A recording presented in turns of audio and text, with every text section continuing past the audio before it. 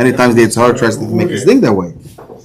And that's what we pray in Hashkivainu. Satan milfanenu me'acharenu. Milfanenu is take away the Satan, the Yitzhar, the bad inclination from making us do Averis, enticing us to do Averis. And me'acharenu is once we fell into the trap, take him away from. He shouldn't come and tell us, "Oh, that's it, you're done.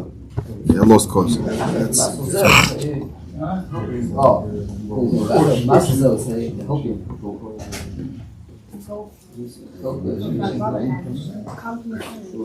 Right?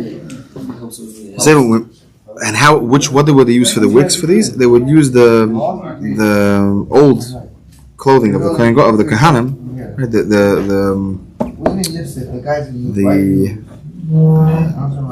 pants and from the belt. They would use that for the wicks.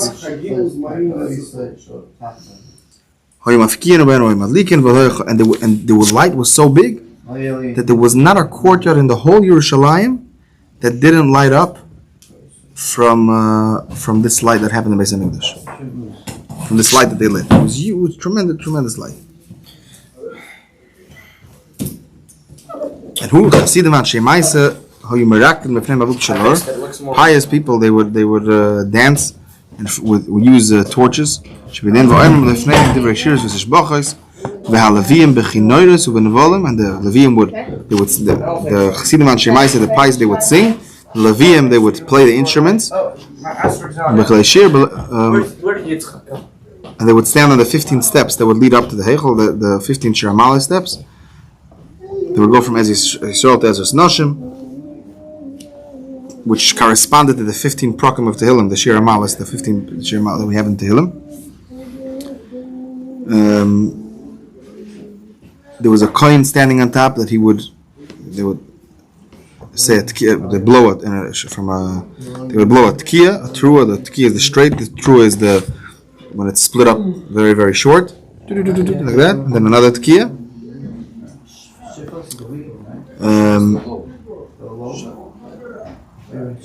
Then they would go up to the eastern gate.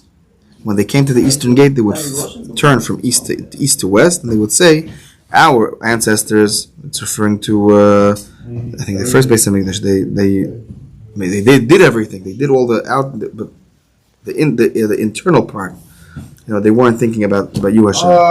That's why the Beis Hamikdash was destroyed. Right? We sinned, but us, we're here. We're focused on you. Everything we're doing is for you. It's a declaration of devotion, a declaration of.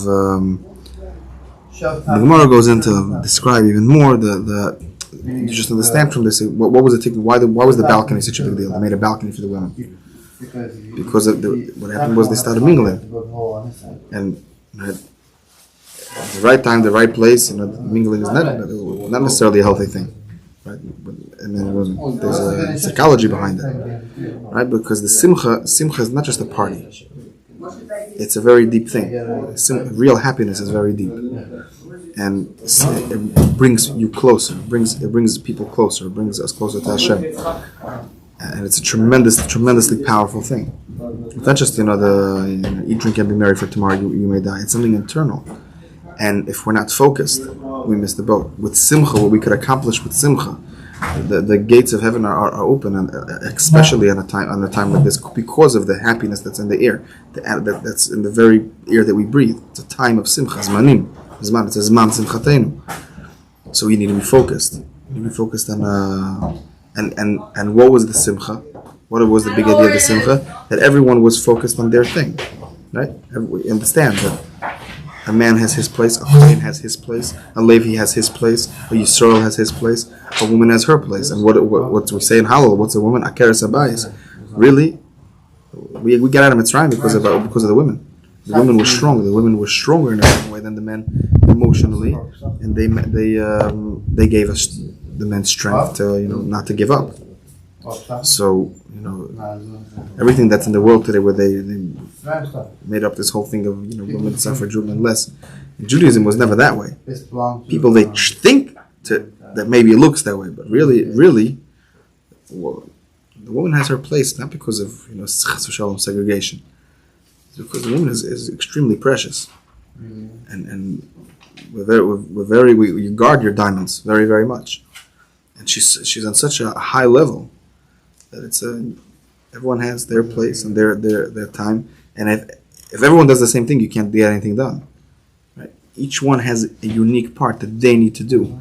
And you have a conveyor belt. You have the guy that puts the door on. You have the one that puts the hood on. The one that puts the steering wheel. If everyone's going to want to do the steering wheel, you have no car. Right?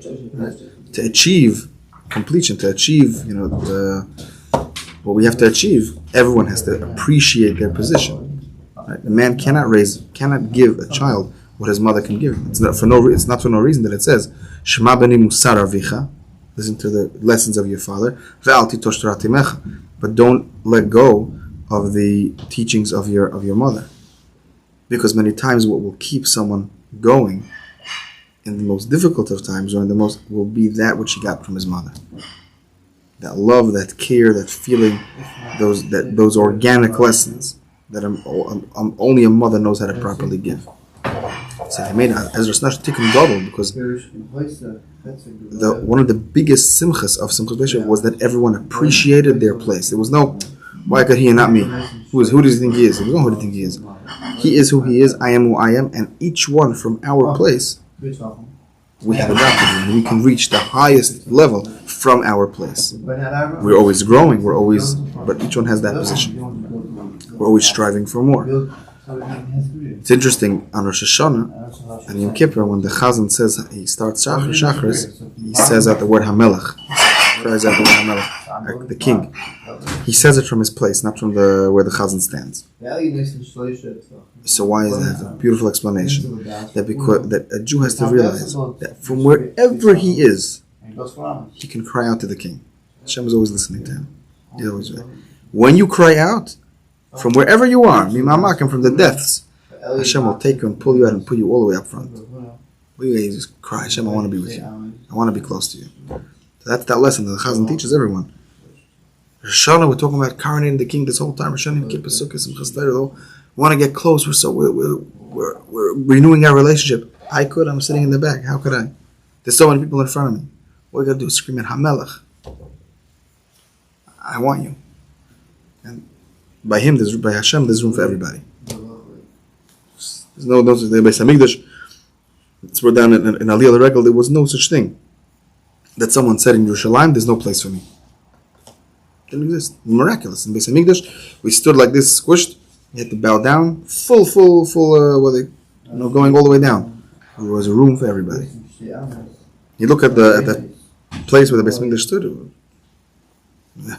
It wasn't that big. It was big, but it wasn't that big for a whole nation. There's room for everybody. You scream out, I want you. I want to be with you.